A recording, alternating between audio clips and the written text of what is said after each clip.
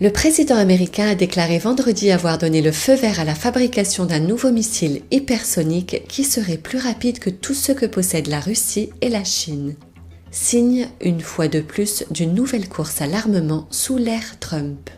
J'ai entendu dire l'autre soir qu'il était 17 fois plus rapide que ce qu'il possède actuellement, a déclaré M. Trump dans le bureau ovale alors qu'il dévoilait le logo de la Space Force, la toute nouvelle branche de l'armée américaine. La Russie a récemment annoncé qu'elle avait développé un missile capable d'emporter une charge nucléaire qui se déplace à plus de 20 fois la vitesse du son. Le président Vladimir Poutine a déclaré que le missile hypersonique Avangard serait opérationnel en décembre.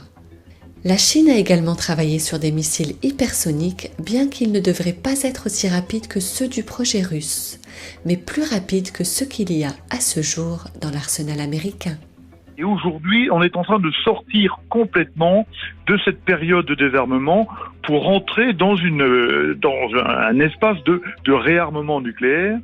Et la récente sortie, vous l'avez signalé, des États-Unis du dernier traité de limitation des armes de portée moyenne qui faisait suite à la crise des euromissiles dans les années 80, montre bien que désormais les grandes puissances sont reparties vers un réarmement nucléaire qui est extrêmement dangereux pour la paix du monde.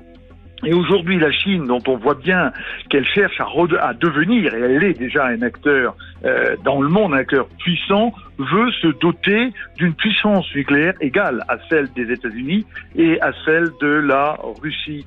Et donc elle rentre là-dedans, mais elle n'est pas liée par les traités.